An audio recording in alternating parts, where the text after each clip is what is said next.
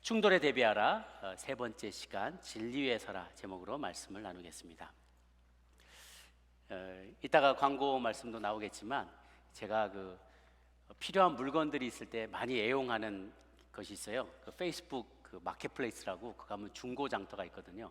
거기 가면 필요한 물건들이 아주 값싸게 많이 나와 있어요.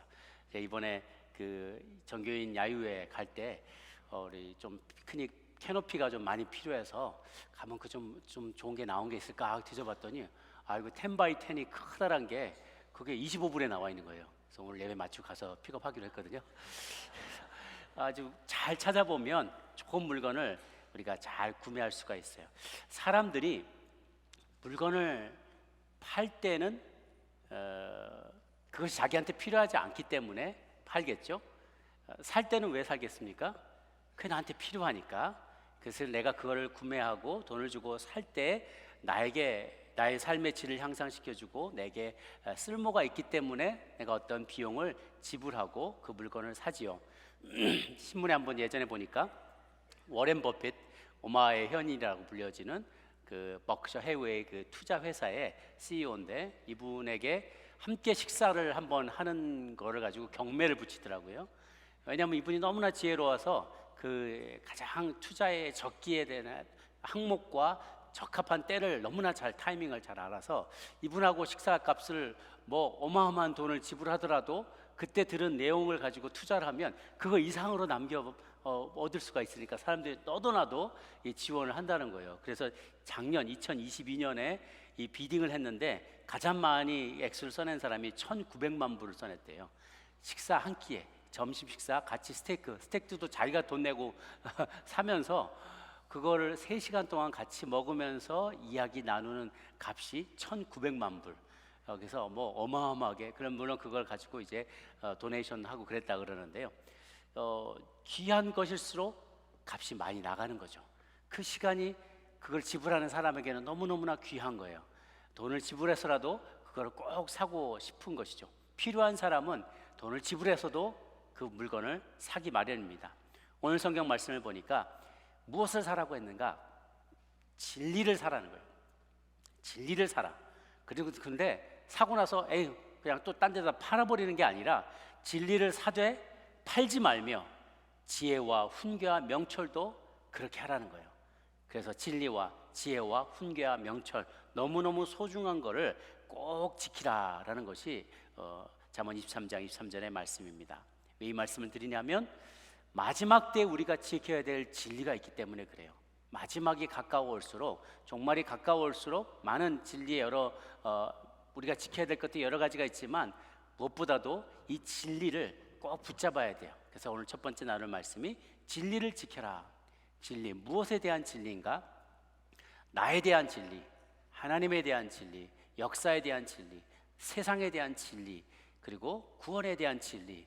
이 마지막 때에 어떤 일이 일어나게 될 것이고 우리의 운명이 어떻게 될 것인가, 그 가운데 주님이 우리에 대해서 말씀하시고 인류의 역사에 대해서 말씀하신 그 내용, 그 진리를 미혹당하지 말고, 거짓에 미혹당하지 말고 그 진리를 꼭 지키고 진리 가운데 머물라라는 것이죠. 바른 사실, 바른 팩트를 우리가 잘 분별하고 거짓과 진리를 분별해서 진리된 사실을 우리가 꼭 지키고 그것에 맞게 우리의 미래를 준비해야 한다는 것입니다. 제가 그래서 몇 번 제가 나눈 말씀이긴 하지만 정리해서 인류의 역사를 바라보는 몇 가지 관점을 소개를 해드리려고 그래요. 3가지, 한 7, 8가지가 있지만 종합해 보면 한 3가지 정도로 나눠지게 돼요. 첫 번째는 진보적인 역사관이에요. 진보사관 혹은 진화론적인 역사관이라고 할 수 있어요. 우상향입니다. 우상향. 인류의 역사는 진보한다는 거예요. 다 잘 되고 있어. 다 잘 될 거야. 좋아질 거야. 더 나아질 거야. 우리는 더 지혜로워지고, 우리는 더 똑똑하고 이성적이 되고, 우리는 더 합리적이 되고, 그리고 우리는 더 영적이 되고, 또 우리는 모든 것에서 도덕적이 되고, 그래서 우리는 결국 진보를 이루게 돼서 유토피아에 이르게 될 거야 라고 생각하는 거예요.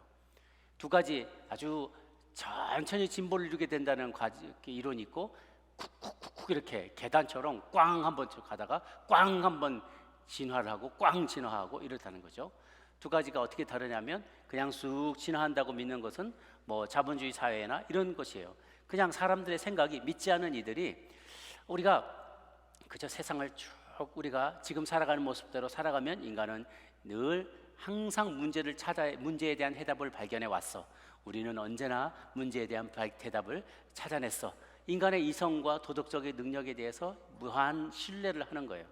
이대로만 우리가 쭉 나갈 수만 있다면, 혹은 여러 국가들이 서로 자본주의 국가에서도 제도를 잘 정비하고 교육을 잘 시키고 국가 간에 서로 간에 잘 조약을 맺어서 서로 간에 싸우지 않고 서로 간에 야망을 잘 통제만 할 수 있다면 우리의 지식과 의식과 도덕과 이 모든 것들이 진보화해서 완벽한 유토피아를 이룰 수 있다라는 거예요.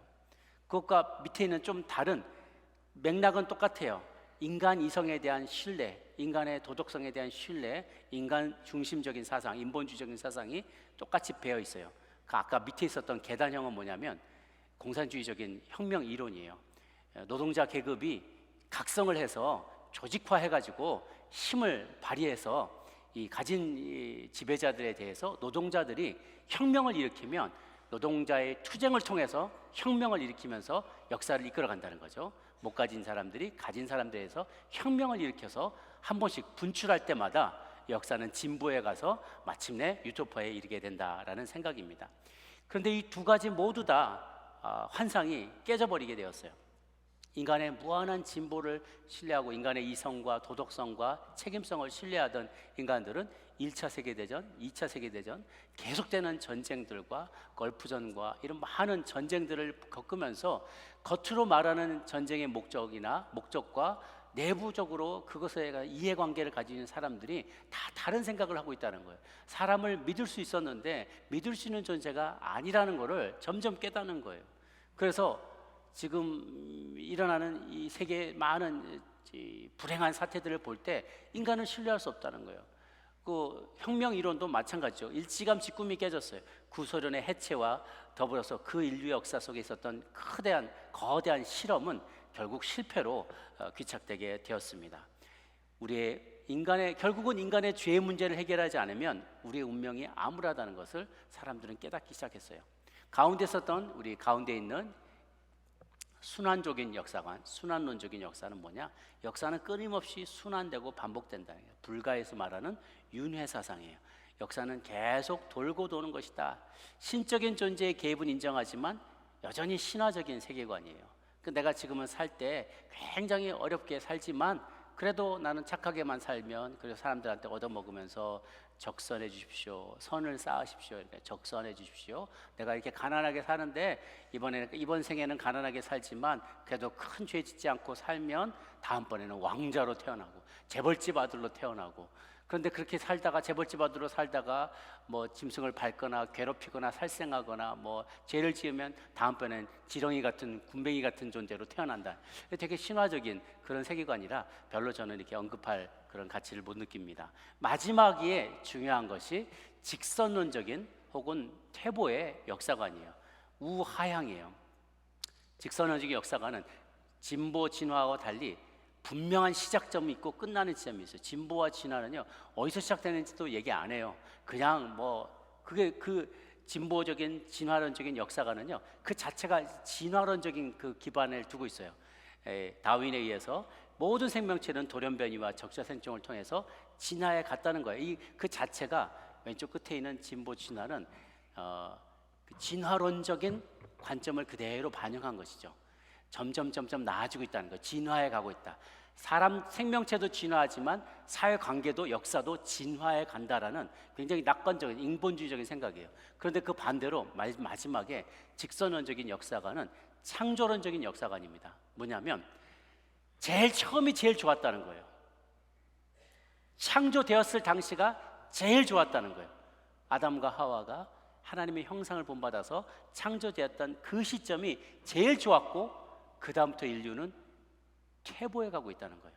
그리고 한 번 시작되고 창조의 시점 알파 포인트가 있고 오메가 포인트가 있어서 한 번 내려오고 나면 그럼 끝이다는 거죠. 다시 돌아가거나 이런 일이 없다는 거예요. 창조 당시가 제일 좋았고, 이것은 창조론과도 마찬가지입니다. 창조론도 창조의 그 엔트로피의 법칙을 얘기하면서 시간이 흐를수록 모든 물질은 무질서도가 증가한다라고 해요. 다 무질서해진다는 거예요. 처음은 좋았지만 통합되어 있지만 점점 깨지고 그리고 낡아지고 무질서도가 증가한다. 역사도 마찬가지예요. 사회도 통합되고 발전될 수 있는 통합되어 있는 그런 존재였고 그런 관계였는데 인간이 끝없는 죄로 인해서 세상에 무질서도가 증가하게 된다는 거예요. 가만히 생각해 보십시오. 인류 역사상 가장 영적인 시대가 언제였을까? 아담과 하와 때 시대예요. 왜냐면 하나님하고 늘 대화했거든요. 우리처럼 막 한 시간씩 기도하고 철야하고 쫙 부르짖어야 음성이 들려올까 말까 올려말까 아리까리하고 그것도 분별해야 되고 막 그런 시대인데 그때는 아주 평상 일상적으로 하나님 굿모닝 그러면 어디 있느냐? 저 아빠 여기 있어요. 그러면서 저거 이름 뭘로 지었냐? 기린이라고 지었어요. 목이 길어서요. 그러면서 늘 하나님하고 대화를 나눴단 말이에요. 이게 일상적이었어요. 그러니까 영성의 면에서는요, 인류 역사상 가장 영적인 때는 아담과 하와의 시대였어요. 타락하기 직전에 그때가 가장 영적이었습니다. 신체적으로는요, 죽지 않도록 만들어졌어요. 가장 건강하게 만들어졌어요. 지금은 우리가 세월도 오래 살지도 못하지만 그때가 몇백 년을 살죠. 그냥 죄 짓기 전에도 영생을 얻도록 영원히 죽지 않도록 지음받았지만 범죄한 이후로 몇백 년으로 줄었어요. 그러니까 신체적으로도 지금 우리보다도 더 강건하고 더 탁월한 존재였던 거죠. 지적으로 그때는 지식은만은 우리가 더 많습니다. 그런데 그게 우리는 어큐뮬레이트 한 거잖아요. 이게 쌓아 올라간 거잖아요. 그러니까 거기에서부터 내 선배가 우리의 조상이 쌓은 지식 위에 쌓아온 것 뿐이지 우리는 그 거인들 꼭대기에 지금 맨 끝에 있기 때문에 좀 더 많은 걸 아는 것 뿐이지 우리 자신 자체가 그렇게 지적인 능력이 탁월한 건 아니라는 거예요. 학습 능력만 보고 아담하고 우리하고 같이 시작해서 우리 지구상의 모든 동물과 식물들의 이름을 지어봐라 그러면 여러분 몇 마리 짓다가 아까 내가 뭐라 그랬지? 너 뭐라고 불렀지? 다 기억 안 날 거예요. 아담은 그걸 다 기억했다는 거예요. 자기가 이름을 짓고 동식물의 이름을 다 짓고 관리하고 보살폈다는 것이죠. 그 역할을 감당할 만큼 지적으로 탁월했어요. 진화론자들은 원숭이 때부터 우리가 막 아메바에서 진화했다고 하지만 만들어졌을 때부터 우리는 가장 완벽한 모습으로 창조됐습니다. 그리고 그 이후로부터 우리는 점점 퇴보해 가고 있는 거예요. 그래서 이거 직선론적인 역사가는 퇴보를 염두에 두고 만들고 있어요. 그래서 이 마지막 지점이 이 마지막 때에 우리가 바르게 알고 있어야 될 인류 역사의 흐름과 그 종말에 대한 사실과 진리를 우리는 반드시 기억하고 있어야만 그에 합당하게 그것을 우리가 대할 수가 있어요. 죄로 인해 우리가 모두 공멸할 운명 가운데 있었는데 우리를 건져주실 놀라운 사건이 바로 예수님의 십자가 사건과 부활 사건을 통해서 일어나게 된 거예요. 우하향으로 곤두박질 치는 가운데도 우리에게 희망이 있는 것은 이 마지막 알파와 오메가 포인트가 영원한 끝이 아니라 그 다음으로 완전히 우리 운명이 뒤바뀌어져서 하나님과 방불한 모습으로 영원히 살 수 있다는 희망을 제시해 준 거예요. 그래서 우하향으로 인간의 역사는 퇴보하게 되지만 이 퇴보가 끝이 아니라 우리 주님께서 다시 오실 때 다시금 주님과 닮은 방불한 모습으로 변화될 수 있다는 이 사실이 우리에게 희망이 되고 이게 바로 우리가 붙들어야 될 진리라는 것이죠. 나에 대해, 인류에 대해, 세상에 대해, 하나님에 대해, 역사에 대해, 영원한 나라에 대해 우리가 꼭 붙잡아야 될 진리인 줄로 믿습니다. 이것을 우리가 꼭 지켜야 돼요. 그리고 비싼 값을 지불하더라도 이 진리를 내가 사고 그것을 지키고 또 많은 이들 가운데 나누고 증거하는 삶을 살 수 있게 되기를 바랍니다. 두 번째는 시대의 표적을 읽어야만 한다라는 것입니다. 시대의 표적을 읽자. 이 마지막 때의 시대의 표적을 읽자. 마태복음 16장 2절 3절 말씀을 같이 한번 읽도록 하겠습니다. 시작.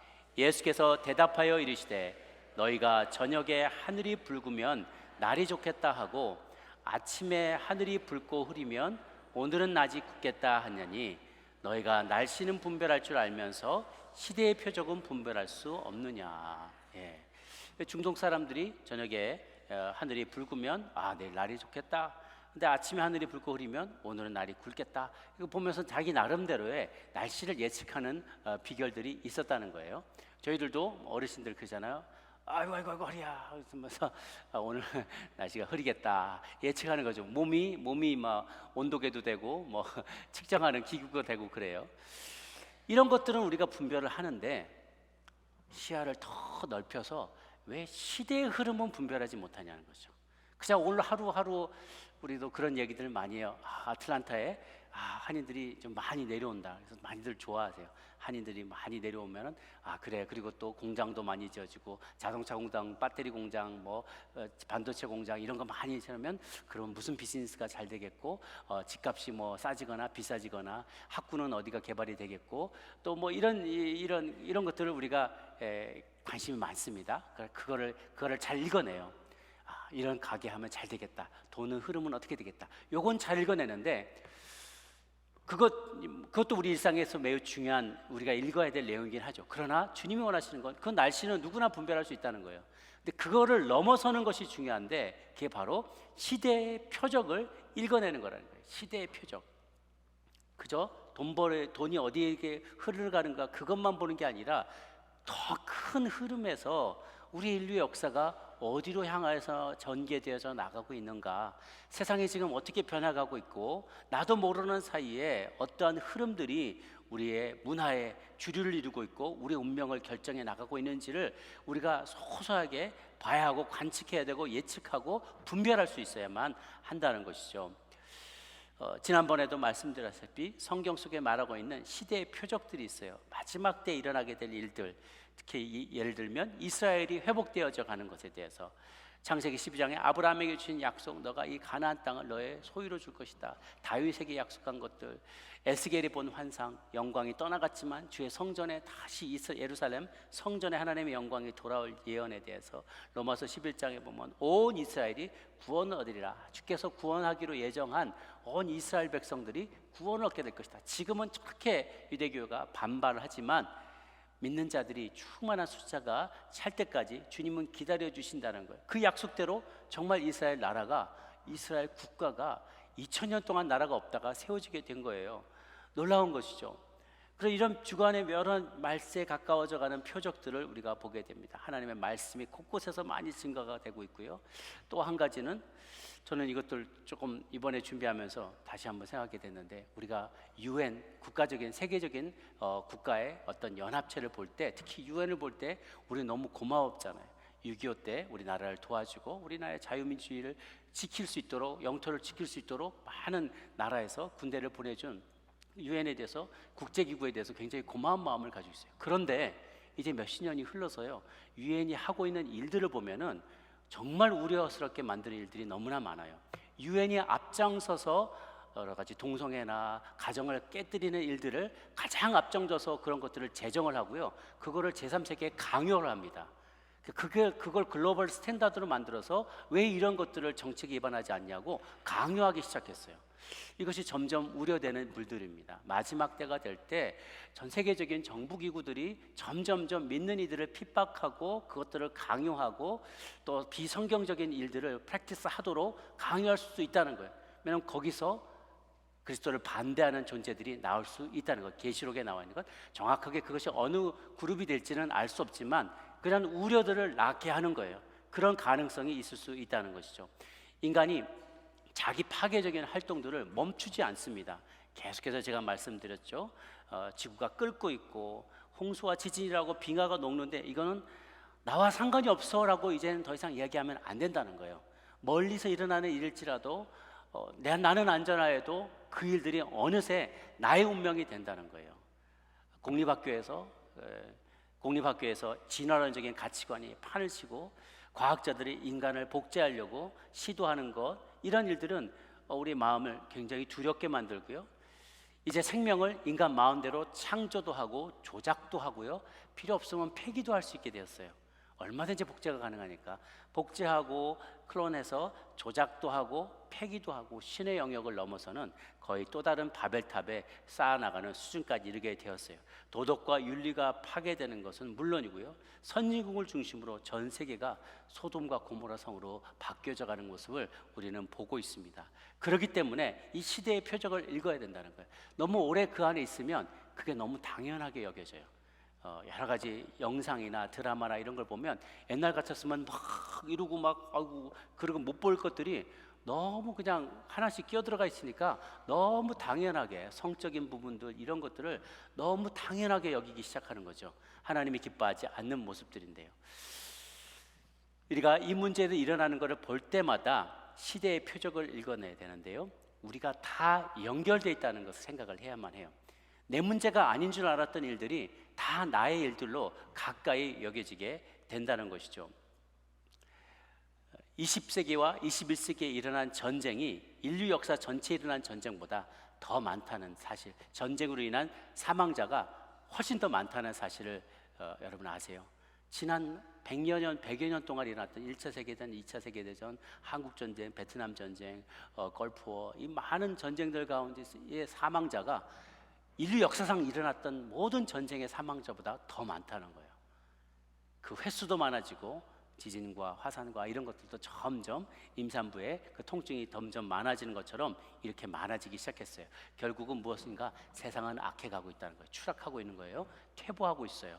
그런데 놀라운 것은 이 퇴보하는 것과 정반대로 반비례해서 더 높아지고 있는 게 무엇이냐면 곳곳에 믿는 자들이 많아지기 시작했다는 거예요.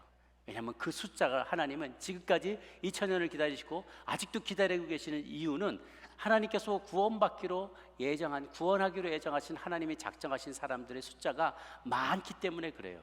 그 숫자가 찰 때까지 주님은 기다리시는 거예요. 누구라도 셀 수 없는 큰 숫자가, 무리들이 하나님과 앞에 혼인잔치에서 주님의 이름을 부르고 찬양한다고 했거든요. 그 무한히 셀 수 없는 그 많은 사람 숫자들이 찰 때까지 주님 기다리고 계신데, 교회 역사 속에서 선교가 시작된 게 불과 200년밖에 안 됩니다.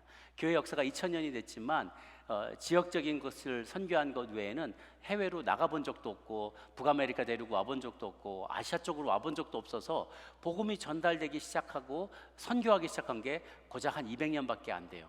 그런데 그 200년 사이에 놀라운 일들이 벌어지고 우리 한국의 역사만 봐도요, 많은 교회들이 세워졌고 오늘날에는 남미와 아프리카의 교회들의 큰 부흥이 있습니다. 오히려 유럽은 다 박물관이 되어가고 있는데 이런 다른 지역에서, 대륙에서 교인들이 많이 나오고 있어요. 중동 사람들도 요즘에는요, 그 간증들을 들어보면 꿈에서 예수님을 만났다는 이들이 그렇게 많아요.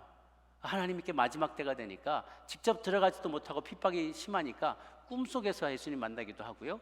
그분들이 또 이제 난민이 되어서 전쟁 때문에 어쩔 수 없이 도망 나와서 독일이나 영국이나 다른 나라에, 이란 사람들 이런 나라에, 다른 나라에 들어가서 예배를 드리는데 오히려 그 주류 그 백인들은 교회를 안 다니고요, 여기 난민들이 너무나 간절하니까, 너무나 어렵고 힘드니까 거기서 예배 드리다가 하나님을 만나는 거예요. 그래서 막 이란 같은 나라는 막 믿는 자들이 100만 명이 넘게 나오고 있고요. 지금 놀라운 일들이 벌어지고 있어요. 그러니까 사회는 전반적으로 쇠락해가면서 자연이 파괴돼가고 모든 그 지점은 모든 지수들은 점점 나락으로 떨어져 가고 있는데, 그것과 반비례해서 믿는 자들의 숫자들이 곳곳에서 하나님이 부른 이들이 많이 증가하고 있다는 것입니다. 그래도 아직도 많은 이들이 그 시한부 종말론 때문에, 잘못된 많은 가르침 때문에 속아서 종말이 어딨어, 하나님 언제 오신다고 해? 라고 비난하는 일들을 많이 해요. 베드로후서 3장 3절 4절 말씀 같이 한번 읽어보도록 할게요. 베드로후서 3장 3절 4절 시작. 먼저 이것을 알지니 말세에 조롱하는 자들이 와서 자기의 정욕을 따라 행하며 조롱하여 이르되 주께서 강림하시다는 약속이 어디 있느냐? 조상들이 찬 후로부터 만물이 처음 창조될 때와 같이 그냥 있다 하니. 자 보세요. 아니 뭐 예수님 오신다더니 말세라더니, 야 말세가 벌써 2000년 됐는데 말이나 돼? 이렇게 얘기하고 자기의 정욕을 따라 행하면서 조롱한다는 거예요. 막 조롱하고 놀려요. 그러면서 아니 주님 강림하신다며 그 약속이 어딨냐? 조상들 우리 아버지도 죽었고 그거 믿다가 죽었고 우리 할아버지도 죽었고 그런데 봐라, 만물이 처음 창조될 때처럼 지금 그대로 있지 않느냐, 오시긴 뭐가 오셔. 그러면서 조롱하면서 자기 욕망을 따라서 그냥 살아간다는 거예요. 그런데 그럼에도 불구하고 우리가 깨어있어야 될 이유는 주님이 도적과 같이 오신다는 거예요. 언제 오실지 모르게 도적과 같이 우리 가운데 임하고 번개불이 치듯이 주님 우리 가운데 갑작스럽게 임하실 것이기 때문에 늘 깨어서 우리가 시대의 표적을 분별하고 다가올 미래를 준비하는 저 여러분이 되시기를 주의 이름으로 축원합니다. 마지막으로 우리는 하나님의 나라를 체험하고 널리 선포해야만 해요. 진리를 지키고 시대의 표적을 읽고 하나님의 나라를 내가 체험한 것을 널리 선포하기를 주님은 원하세요. 그것이 바로 하나님 나라가 퍼져가는 방법이에요. 여러분 잘 아는 그런 이야기 있어요. 일본이 2차 세계대전에 패망했잖아요. 8월 15일 날 패망을 했는데 그리고 우리나라가 독립을 하게 됐어요. 근데 실제로 우리나라에 한국의 그 강원도 저기 꼴짝의 시골 마을에서는 이제 시골 마을의 순사들이 그 소식을 들었잖아요. 그래서 참 막 경찰서에 중요한 서류들도 자기들이 범죄한 거 기록 이런 거 다 소각하고 빨리 자기 집에 가서 짐 싸가지고 부지런히 야반도주 하려고 막 준비하고 칼 차고 막 돌아다니고 있는데 동네 사람들이 순사를 봤잖아요. 둘 다 움찔한 거예요. 순사도 막 움찔, 이거 어떡하지 그러는데 동네 사람들이 막 그러면서 막 옆으로 피해가더라는 거예요. 일본이 망했다는 소식이 강원도 꼴짜기에 전파가 안 된 거예요. 그러니까 일본은 망했지만 순사가 딱 보니까 분위기 보니까 이 사람들이 모르는 거예요. 그러니까 다 어깨도 막 베껴라고 막 그거 말이야 칼 차고 다니면서 여전히 순사 노릇을 한 거예요. 그와 같은 일이 인간의 역사 가운데 지금도 벌어지고 있다는 거죠. 망했는데 이미 예수님께서 그 머리를 밟아버렸는데 이 뱀의 머리를 밟아버렸어요. 크러쉬 해버렸단 말이에요. 그래서 이미 승리하셨고 사단은 옛날처럼 영향력을 미치지 못함에도 불구하고 그 모습만 보고 지레 우리는 겁을 먹고 있는 거예요. 혹은 그 능력이 그대로 있어도 우리는 이제 그 능력을 제압할 수 있는 권능을 우리가 부여받았는데도 불구하고 그걸 쓸 생각을 전혀 못하고 있는 거예요. 예수님이 이 땅에 오셔서 귀신을 내어 쫓으시다가 결국 십자가에 죽으시고 부활하셔서 사단의 패배가 이제는 기정사실화됐어요. 누가복음 10장 17절 19절 말씀을 같이 한번 읽겠습니다. 시작. 70인이 기뻐하며 돌아와 이르되 주여 주의 이름이면 귀신들도 우리에게 항복하더이다. 예수께서 이르시되 사단이 하늘로부터 번개같이 떨어지는 것을 내가 보았노라. 내가 너희에게 뱀과 전갈을 밟으며 원수의 모든 능력을 제어할 권능을 주었으니 너희를 해칠 자가 결코 없으리라. 아멘. 예수님께서 자신을 따르는 충실한 제자 70명을 선발하셔서 그들에게 권능을 주시고 나아가 복음을 전하라고 했어요. 그리고 병든 자, 아픈 자들, 그리고 귀신 들린 자들을 예수 그리스도의 이름으로 내어 쫓으라 라고 했어요. 그때 제자들이 갔다 와서 너무너무 기뻐하는 거예요. 신기한 일이 벌어졌어요.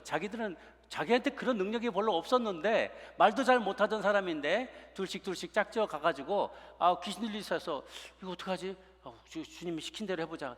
나사렛 예수로 명하노니 떠나갈지어다 했더니 귀신이 막 소리 지르면서 떠나가고 몇십 년 동안을 귀신에 사로잡혀서 노예처럼 아주 정말 비참한 삶을 사는 사람들이 얼굴이 천사같이 변하면서 너무너무 고마워하고 일상을 복귀하고 그 가족이 행복해지고 온 마을에 기쁨이 있는 거예요. 그런 곳에 가는 곳마다 그런 일들이 벌어지니까 와서 너무 신나가지고 주님 이런 일 귀신이 주의 이름이면 주의 이름을 불렀더니요 귀신이 알고 다 우리에게 항복하더이다. 그러니까 예수님이 나도 봤다. 사단이 하늘로부터 번개같이 떨어지는 걸 내가 봤다. 이미 예수님께서 권능을 주셨고 제자들이 나가서 행동함으로 인해서 사단이 저 하늘로부터 번개같이 떨어지면서 그의 권위가 실추되고 악한 영들이 벌벌 두려워 떠는 모습을 이제 여기서 우리가 보게 되는 것이죠. 그렇지만 그 소식이 유대 땅에는 퍼져갔지만 모든 인류에게 그 사실이 퍼져나간 게 아니에요. 모든 인류가 예수님께 자기 삶을 맡겨드리면 그리고 주님께서 우리 죄를 위해 죽으시고 부활하신 사실을 내가 믿으면 그 능력도 내가 체험하게 된다는 사실을 아직 다 모르고 있는 거예요. 그래서 예수님은 또 그렇게 얘기하십니다. 누가복음 11장 2절에 내가 만일 하나님의 손을 힘입어 귀신을 쫓아낸다면 하나님의 나라가 이미 너희에게 임하였느니라 라고 하세요. 하나님 나라가 우리 안에, 내 안에, 우리들 가운데, among us, within us, 이렇게 우리 안에도 개인적으로도 하나님 나라 임하고 우리들의 모임 공동체의 공간 가운데도 하나님은 임하셨다라는 것이죠. 그래서 하나님 나라는 이미 이 가운데 임하였어요. 예수님이 마치 일본의 패망 소식을 알고 있는 사람들 가운데는, 그리고 그 권세가 이제 우리 독립국으로서의, 우리는 국민으로, 대한민국의 국민으로서의 권리가 있다는 것을 아는 사람한테는 그 나라가 임한 거나 마찬가지예요. 통치가 임했어요. 하나님이 내 주인이시다, 너희가 주인 아니다, 사단아 네가 주인 아니야, 주인이 누군지를 아는 사람에게는 그것이 하나님의 나라가, 그 테리토리가 하나님의 어떤 주리스딕션, 어떤 경찰력이나 무엇인가를 행정을 미칠 수 있는 그 권위, 바운더리가 거기에 형성이 된 거예요. 그런데 그렇지 않은 사람, 모르는 사람에게는 여전히 사단의 노예로 살 수밖에 없는 거죠. 우리의 미션은 뭐냐? 이 바운더리를 점점점 넓혀가는 거예요. 하나님이 통치하시는 영역을 점점 넓혀가는 거죠. 그래서 already but not yet이라고 말하는 것은 이미 하나님 나라가 임했지만 아직 임한 것을 체험하지 못하는 사람들에게까지 이 영향력이 미쳐가도록 이 나라를 넓히는 것이 우리의 미션인 거예요. 그래서 그것에 대한 적절한 비유를 예수님은 마태복음 13장 31절에서 33절까지 하십니다. 같이 한번 읽습니다. 시작. 또 비유를 들어 이르시되 천국은 마치 사람이 자기 밭에 갖다 심은 겨자씨 하나 같으니 이는 모든 씨보다 작은 것이로되 자란 후에는 풀보다 커서 나무가 되매 공중의 새들이 와서 그 가지에 깃들이니라. 또 비유로 말씀하시되 천국은 마치 여자가 서말 속에 갖다 넣어 전부 부풀게 한 누룩과 같으니라. 그랬어요. 하나님의 나라가 그와 같다는 거예요. 시작은 겨자씨 같아요. 그런데 시간이 흘러가면서 이것이 풀이 자라고 싹이 자라고 나무가 돼서 커다란 새들이 거기에 깃들을 쓸 정도로 큰 존재가 된다는 거예요. 꼭은 누룩처럼 이스트가 있는데 이 이스트를 가루 서말에다가 탁 넣어놓으니까 좀 지나니까 이게 빵빵하게 부풀어 오른다는 거죠. 그 자체는 조그만데 나중에 시간을 지나가면서 보니까 크게 확장되는 그 모습처럼 겨자씨가 자라듯 누룩이 빵을 전체 퍼져나가듯 그 효과가 나타나기까지 시간이 필요하고, 그 나라는 이 네이처가 뭐냐면 그 성격은 확장되게 되어 있다는 거예요. 그래서 우리가 그것을 봐야 돼요. 점점 확장시켜 나가는 거예요. 이 영역을 확장시켜 나가는 거죠. 우리 교회만이 아니라 교회 전체로서 이 사회 가운데 영향을 미쳐 나가도록 애를 써야만 하는 것이죠. 사단은 이것을 막으려고요, 구약의 시대부터 인류 역사 수천 년 동안에 계속해서 작정을 해왔어요.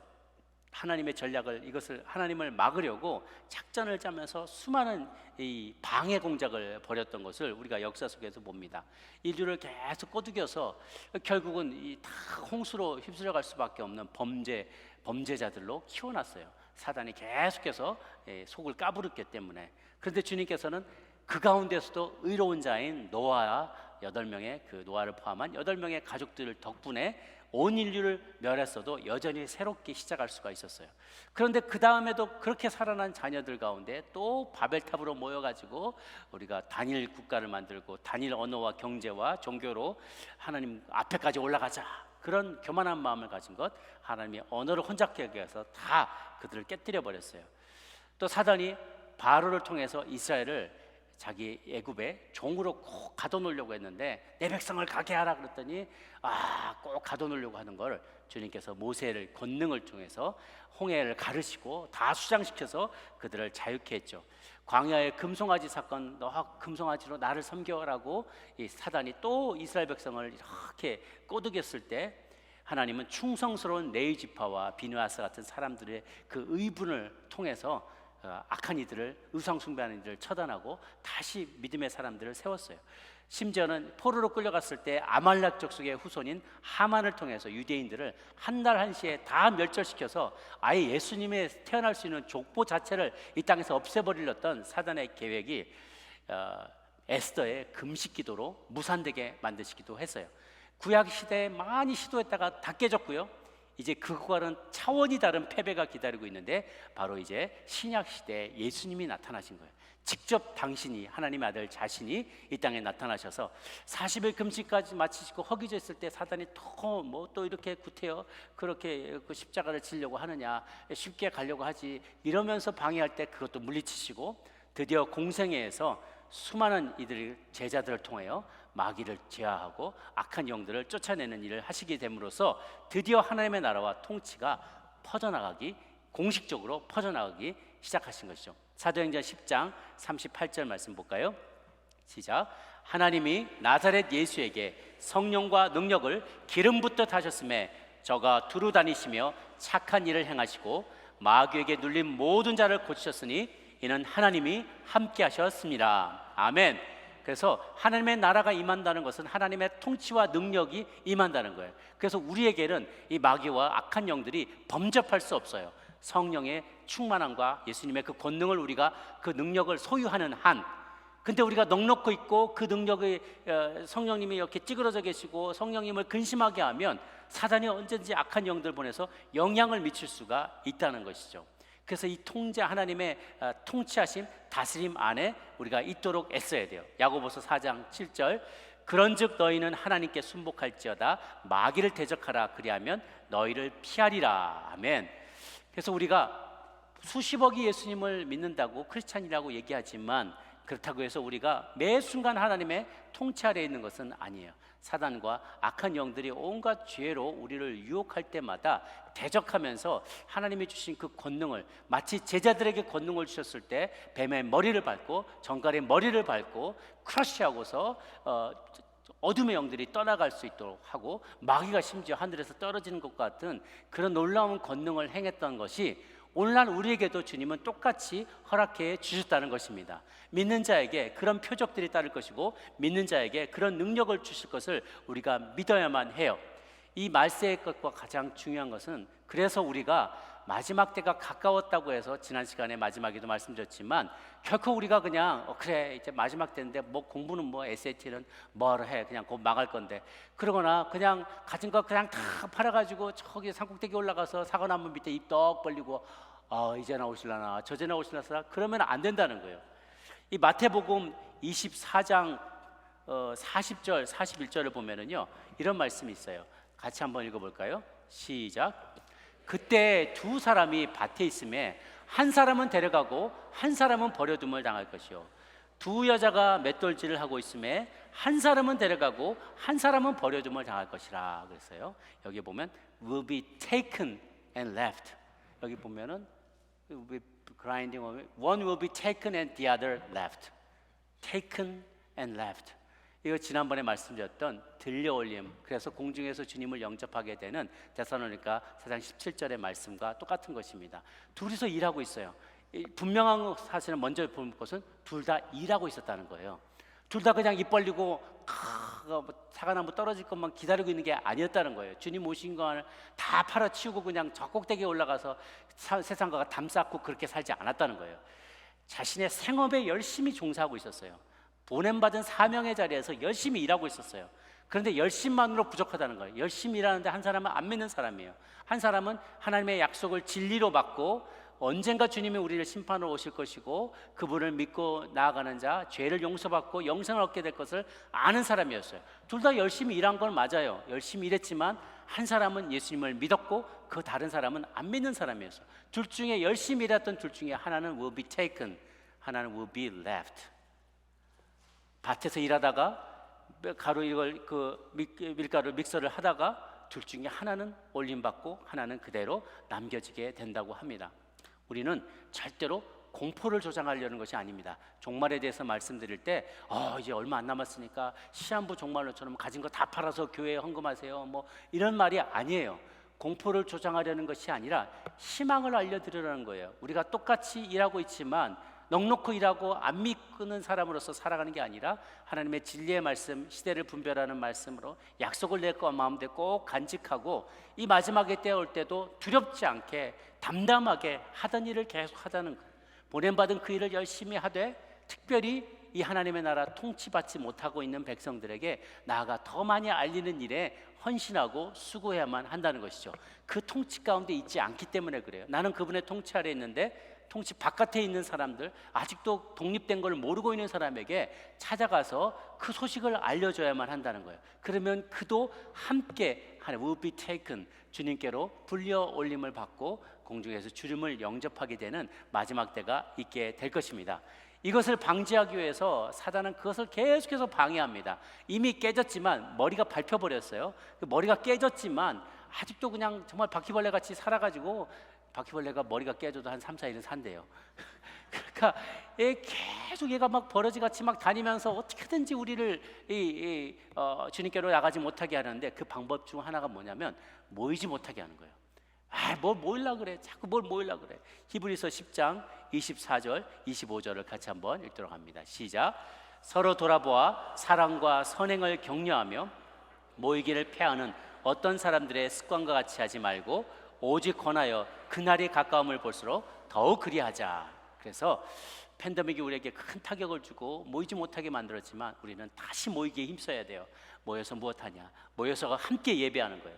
모여서 함께 기도하는 거예요. 모여서 함께 삶을 나누는 거예요. 모여서 함께 말씀을 묵상하는 거예요. 그리할 때 우리 안에 하나님이 주시는 그 시너지와 성령의 능력이 이 안에서 나타나게 됩니다. 그리고 두세 사람이 모여서 구할 때 주님께서 그 영을 그 가운데 임재하게 해주세요. 나 혼자만 있을 때 외롭고 힘들고 넘어지기 쉬운데 두세 사람이, 동무들이 함께 믿음의 대오를 이뤄서 악한 영들과 싸워나가면 우리는 큰 힘을 얻게 됩니다. 그리고 함께 하나님의 통치가 그 가운데 임하게 되는 것이죠. 마지막 때가 점점 다가오고 있습니다. 두려워하지 마시고 기쁨의 종말론으로 기쁨을 가지고 희망을 가지고 다가오는 이 마지막 때를 우리가 담대하게 받아들이고 또 맡겨진 사명을 잘 감당하며, 제가 이 찬양을 너무 좋아하는데요, 땅끝에서 주님을 배울 때 주께 드릴 열매 가득 안고, 이 찬양이 있어요. 땅끝에서 주를 배울 때 주께 드릴 열매 가득 안고, 이 찬양이에요. 여러분, 마지막에 주님을 뵀을 때, 주님을 뵙는데 빈손이면 얼마나 부끄럽겠어요. 예전에 어렸을 때 학교에서 공부할 때 저도 부모님이, 어머님이 나가 어디 갔다 올 테니까 공부하고 있어 그러는데, 그냥 텔레비 보고 싶어서 텔레비 한참 보고 있다가 오면 딱 들어오면 그 너무 그냥 막 죄송하고 막 야단 맞고. 근데 어느 날은 정말 열심히 공부하고 있었단 말이에요. 열심히 다 공부하는데 어머니 딱 들어오면 봤지. 그래서 굉장히 뿌듯한 마음으로 사과 좀 깎아줘봐요. 그래서 막 굉장히 유세 부리던 그게 기억이 나요. 주님이 마지막 때 딱 오셨는데 딴짓하다가 걸려보세요. 주신 거 재능과 시간과 물질과 건강 다 주셨는데 그거 가지고 내 배만 두드리며 그냥 호화롭게만 지내며 가난한 이들의, 억울한 이들의 신음에, 그리고 그들의 기도에, 간구에 기막아 버리고 그들을 돕지 않고 그저 나만 배불리 살다가 주님 맞으면 구원은 받을 거예요. 그런데 부끄러운 구원을 받을 거예요. 부끄러운 구원.